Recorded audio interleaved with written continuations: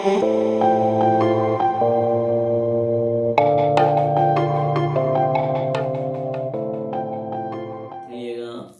മഹത്വം ഉണ്ടായിരിക്കട്ടെ. വീണ്ടും പ്രഭാതത്തിലേക്ക് അവർക്കും സ്വാഗതം.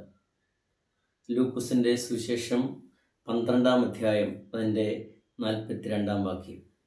തക്ക സമയത്ത് ആഹാരവീതം കൊടുക്കേണ്ടതിന് യജമാനൻ തൻ്റെ വേലക്കാരുടെ മേലാക്കുന്ന വിശ്വസ്തനും ബുദ്ധിമാനുമായ ഗൃഹവിചാരകൻ ആർ. നമ്മുടെ കർത്താവ് പത്രോസിനോട് ചോദിക്കുന്ന ചോദ്യമാണ്. എന്നിട്ട് കർത്താവ് തന്നെ അവിടെ ഉത്തരവും പറയുന്നുണ്ട്. 12-ാമത്തെ അധ്യായത്തിൽ 35-ാം വാക്യം മുതൽ അങ്ങോട്ട് പറയുന്നത് കർത്താവിൻ്റെ രണ്ടാമത്തെ വരവിനായിട്ട് കർത്താവ് തൻ്റെ മഹത്വത്തോടെ വരുമ്പോൾ എല്ലാവരും എപ്പോഴും ഒരുങ്ങിയിരിക്കണം എന്നുള്ള ആഹ്വാനം ചെയ്യുകയാണ്.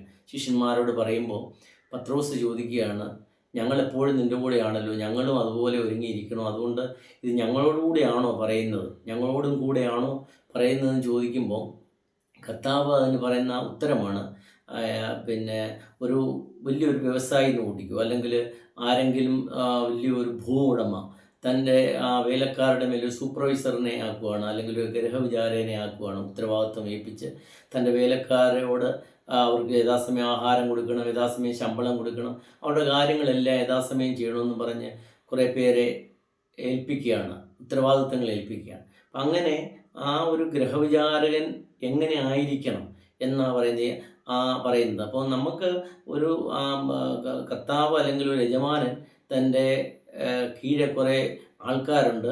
ആ ആൾക്കാരെ നോക്കാനായിട്ട്, സൂപ്പർവൈസ് ചെയ്യാനായിട്ട് ആൾക്കാരെ ഏൽപ്പിക്കുകയാണ്. ആ ഉത്തരവാദിത്തപ്പെട്ട ഒരു ഗൃഹവിചാരകനിലെ സൂപ്പർവൈസർ എങ്ങനെയാണ് തൻ്റെ ആ വേലക്കാരുടെ കാര്യങ്ങൾ നോക്കുന്നത്, അവർക്ക് യഥാസമയം ശമ്പളം കൊടുക്കുന്നുണ്ടോ, അവർക്ക് യഥാസമയം ആഹാരം കിട്ടുന്നുണ്ടോ, അക്കോമഡേഷൻ കിട്ടുന്നുണ്ടോ എന്നൊക്കെ അവരുടെ കാര്യങ്ങൾ നോക്കി കാണണം ഉത്തരവാദിത്തമായിട്ട്. അതാണ് ഇവിടെ പറയുന്നത്. അപ്പോൾ അതുപോലെ ഒരുങ്ങിയിരിക്കണം കർത്താവിൻ്റെ രണ്ടാം വരവിനായിട്ട് എന്നാണ് കർത്താവ് ഇവിടെ ആഹ്വാനം ചെയ്യുന്നത്. നമുക്കറിയാം, ഈ ലോകത്തിൽ നാം ജീവിക്കുമ്പോൾ നമുക്കെല്ലാം ഓരോ നിയോഗങ്ങളുണ്ട്, ഓരോ ഉത്തരവാദിത്തങ്ങളുണ്ട്. അപ്പോൾ ആ ഉത്തരവാദിത്തങ്ങൾ എങ്ങനെയാണ് നമ്മൾ നിറവേറ്റുന്നത്? 2022 ഡിസംബറിൽ 5 എൻജിനീയറിംഗ് വിദ്യാർത്ഥികൾ ബിടെക്കൊക്കെ പാസ്സായി 5 പേര് അവർ ഉപരിപഠനത്തിനായിട്ട് കാനഡയിലേക്ക് പോവുകയാണ്. ടൊറൻഡോ എന്ന വലിയ നഗരത്തിൽ വലിയൊരു കോളേജ്, അതിപ്രശസ്തമായൊരു കോളേജിൽ അവർക്ക് ഉപരിപഠനത്തിന് അഡ്മിഷൻ കിട്ടി. CPM കൺസ്ട്രക്ഷൻ പ്രൊജക്ട് മാനേജ്മെൻറ്റ് എന്ന ആ ഉപരിപഠനം, അതായത് ബിടെക് കഴിഞ്ഞ് സിവിൽ എഞ്ചിനീയറിംഗ് കഴിഞ്ഞ് ഉപരിപഠനത്തിനായിട്ട് അഡ്മിഷൻ കിട്ടി. അപ്പോൾ അവർ ഡിസംബറിൽ അവിടെ ചെല്ലുമ്പോൾ ഭയങ്കര തണുപ്പാണ്, ഒരു -18-19 ഡിഗ്രി, അതായത് ഭയങ്കര തണുപ്പാണ്. അവിടെ ചെല്ലുമ്പോൾ മൊത്തം മഞ്ഞ് മൂടി കിടക്കുകയാണ്. അവിടെ കാറുകൾ, വാഹനങ്ങൾ അല്ലെങ്കിൽ സസ്യങ്ങളൊക്കെ അങ്ങ് മഞ്ഞ് മൂടി കിടക്കുക, വെള്ളയായിട്ട് കിടക്കുക, മഞ്ഞായിട്ട് കിടക്കുക. ഇത് കണ്ടപ്പോൾ അവർക്കൊരു ഭയങ്കര തണുപ്പ്. അങ്ങനെ ഒരു കാലാവസ്ഥയിലേക്ക് ആദ്യമേ നിന്നാവുന്നത്, ഈവൻ നമ്മുടെ ഇന്ത്യയിൽ തന്നെ മറുനാട്ടിലൊന്നും പോവാതെ ആദ്യമേ നിന്ന് അങ്ങനെ ഒരു വിദേശ രാജ്യത്ത് പോകുമ്പോൾ, യൂറോപ്യൻ കൺട്രി പോകുമ്പോൾ ഭയങ്കര തണുപ്പ്. അങ്ങനെ ഇരുന്ന് എന്തായാലും ഒരാഴ്ച കൊണ്ട് അവർ സെറ്റായി, പേപ്പർ വർക്കൊക്കെ ശരിയായി. അവർക്ക് പാർട്ട് ടൈം ജോബൊക്കെ കിട്ടി. പാർട്ട് ടൈം ജോബ് കിട്ടി. അപ്പം അവരുടെ സുഹൃത്ത് വലയം ഒന്നുകൂടെ വിശാലമായി. അത് കഴിഞ്ഞിട്ട് അവരുടെ ക്ലാസ് തുടങ്ങി. ക്ലാസ് തുടങ്ങിയപ്പം പിന്നെയും അവരുടെ ആ ലോകം ഒന്ന് വിശാലമായി, കൂടുതൽ അനുഭവങ്ങളായി, അറിവുകൾ പകർന്നു കിട്ടി, മറ്റുള്ളവരിൽ നിന്നൊക്കെ നല്ല അറിവുകളൊക്കെ കിട്ടി തുടങ്ങി. അങ്ങനെ ഒരു ദിവസം ഭയങ്കര തണുപ്പാണ്. ഒരു ദിവസം ഒരാൾക്ക് റെസ്റ്റോറൻറ്റില്ല, പലർക്കും പല ജോലിയാണ് കിട്ടിയിരിക്കുന്നത്. ഒരാൾക്ക് റെസ്റ്റോറൻറ്റിലാണ് ജോലി.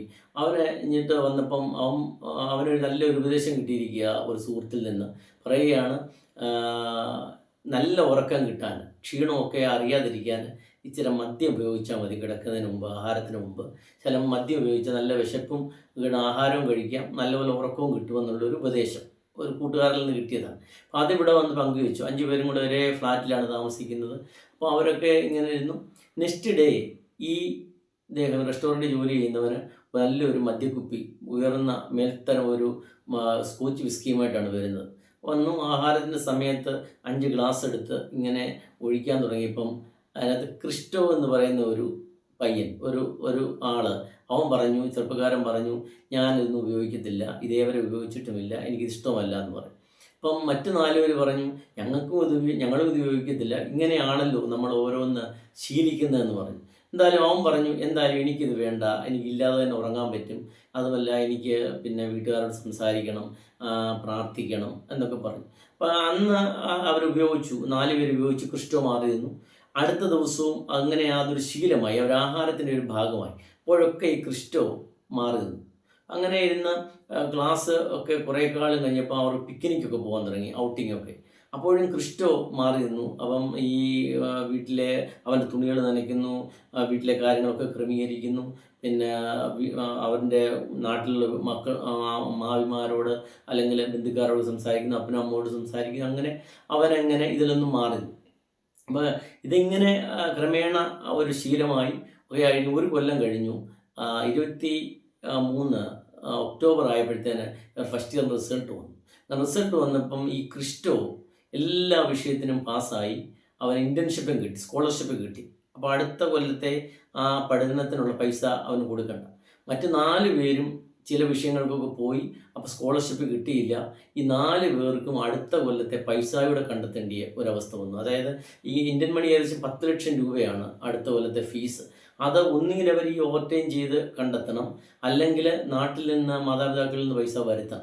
അങ്ങനെ അവർക്ക് ഈ പൈസ കണ്ടെത്തേണ്ട ഒരു അവസ്ഥയിലേക്ക് വന്നു. അപ്പോൾ ഇവിടെ ക്രിസ്റ്റോയെ സംബന്ധിച്ചിടത്തോളം അവനൊരു ബോധ്യം ഉണ്ടായിരുന്നു, അവൻ എന്തിനാണ് കാനഡയിൽ പോയത്.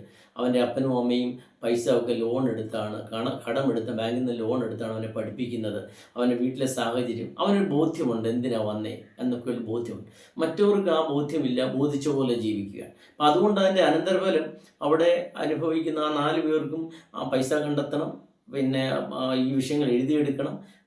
പിന്നെ ക്രിസ്റ്റോയെ സംബന്ധിച്ചിടത്തോളം ഇനിയുള്ള ആ കൊല്ലത്തെ പഠിച്ചാൽ മതി, അവന് പൈസയും കണ്ടെത്തണ്ട. അപ്പം അതുകൊണ്ട് പ്രിയമുള്ളവരെ, ഇവിടെ കർത്താവ് പറയുകയാണ്, ഗ്രഹവിചാരകൻ ആയിരിക്കുമ്പോൾ നിങ്ങൾ എങ്ങനെയാണ് ഉത്തരവാദിത്തങ്ങൾ, നിങ്ങളെ ഏൽപ്പിച്ച കൃത്യനിർവഹണം എങ്ങനെയാണ് നടത്തേണ്ടതെന്ന് പറയുക.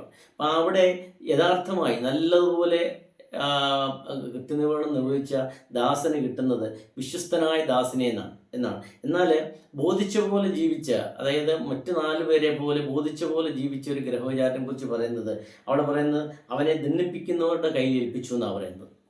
ദണ്ഡിപ്പിക്കുന്നവരുടെ കയ്യിൽ ഏൽപ്പിച്ചു. അപ്പം നമ്മൾ ഈ ലോകത്തിൽ നമ്മൾ ജീവിക്കുമ്പോൾ നമുക്ക് കുറേ ഉത്തരവാദിത്വങ്ങളുണ്ട്, നമുക്ക് കുറേ നിയോഗങ്ങളുണ്ട്. നമ്മൾ ഒരു മാതാവ് അല്ലെ പിതാവ് എന്ന നിലയിൽ നമ്മൾ ആ ഒരു ബോധ്യത്തോടെ ആണോ ജീവിക്കുന്നത്, അതോ നമ്മൾ ബോധിച്ച പോലെയാണോ ജീവിക്കുന്നത്? നമ്മുടെ കുഞ്ഞുങ്ങളെയൊക്കെ അവരെ യഥാർത്ഥ ശിക്ഷണമൊക്കെ കൊടുത്ത് അവർക്ക് നമ്മൾ മാതൃകയാവുന്നുണ്ട്. ഉത്തരവാദിത്വ ബോധത്തോടെയാണോ നമ്മൾ ഒരു മാതാവ് എന്ന നിലയിൽ അല്ലെ പിതാവ് എന്ന നിലയിൽ നമ്മൾ ഉത്തരവാദിത്വം നിർവഹിക്കുന്നത്? ഒരു വിദ്യാർത്ഥി എന്ന നിലയിൽ, മക്കളെന്ന നിലയിൽ നമ്മൾ മക്കൾക്ക് ചെയ്യേണ്ട ആ ബോധ്യത്തോടെയാണോ ജീവിക്കുന്നത്, അതോ നമ്മൾ ബോധിച്ച പോലെയാണോ ജീവിക്കുന്നത്? അല്ലെങ്കിൽ ഓരോ പ്രൊഫഷനിലായിക്കോട്ടെ, ഡോക്ടറായിക്കോട്ടെ, വക്കീലായിക്കോട്ടെ, കൃഷിക്കാരനായിക്കോട്ടെ, ഒരു ബിസിനസ്സുകാരനായിക്കോട്ടെ, നമ്മളെ ഏൽപ്പിച്ച ജോലികളൊക്കെ ഒരു ബോധ്യത്തോടെയാണോ ചെയ്യുന്നത്, അതോ നമുക്ക് ബോധിച്ച പോലെയാണോ ചെയ്യുന്നത്? ഇവിടെ കർത്താവ് ദൈവം നമുക്കൊരു നല്ല സ്വാതന്ത്ര്യം തരുവാണ്, നമ്മുടെ ചോയ്സാണ്. നമുക്ക് ബോധിച്ച പോലെ ജീവിക്കാം, ചില ബോധ്യത്തോടെ ജീവിക്കാം. അപ്പം അതിൻ്റെ ഒക്കെ അനന്തരഫലവും നമ്മൾ തന്നെയാണ് അനുഭവിക്കേണ്ടത് ഒരു തിരിച്ചറിവോടെ നമുക്കുണ്ടാകും. അപ്പം ഇവിടെ കർത്താവ് വ്യക്തമായിട്ട് പറയുകയാണ്, നിങ്ങളെ ഏൽപ്പിച്ച നിയോഗങ്ങൾ നല്ലതുപോലെ എപ്പോഴും ഒരുങ്ങിയിരിക്കണം. കർത്താവിൻ്റെ 2ാമത്തെ വരവിന് വേണ്ടി ഒരുങ്ങിയിരിക്കുക എന്ന് പറയുമ്പോൾ, ഈ ലോകത്തിൽ നമ്മൾ ജീവിക്കുമ്പോൾ നമ്മൾ ആത്മീയ മേഖലയിലായാലും ശരി, ലൗകിക മേഖലയിലായാലും ശരി, എവിടെയായാലും ശരി, നമ്മളെ ഏൽപ്പിച്ച ജോലികൾ കൃത്യനിർവഹണം ഉത്തരവാദിത്വബോധത്തോടെ കഴിയുന്നുണ്ടോ, അപ്പോഴാണ് നമ്മൾ വിശ്വസ്തനായ ദാസ എന്ന പേർ വിളി കേൾക്കുന്നത്. ഇല്ലെങ്കിൽ ദണ്ഡിപ്പിക്കുന്നവരുടെ കയ്യിൽ ഏൽപ്പിക്കുന്നവരായി പോകും. നമ്മുടെ ജീവിതത്തിൽ നമുക്ക് ബോധിച്ച പോലെ ജീവിക്കാം, ചില ബോധ്യങ്ങളോട് ജീവിക്കാം. ആ ബോധ്യങ്ങളോട് ജീവിക്കുവാൻ തക്കവണ്ണം, നമ്മളെ ഏൽപ്പിച്ച നിയോഗങ്ങൾക്കനുസരിച്ച് നമ്മുടെ ജീവിതത്തെ ക്രമപ്പെടുത്തുവാൻ തക്കവണ്ണം, ദൈവഹിതത്തിന് അനുസരിച്ച് ജീവിക്കുവാൻ തക്കവണ്ണം ദൈവത്തിൻ്റെ പരിശുദ്ധാത്മാവ് സഹായിക്കട്ടെ എന്ന് പ്രാർത്ഥിക്കുന്നു. ദൈവം നമ്മെ സമൃദ്ധമായി അനുഗ്രഹിക്കട്ടെ.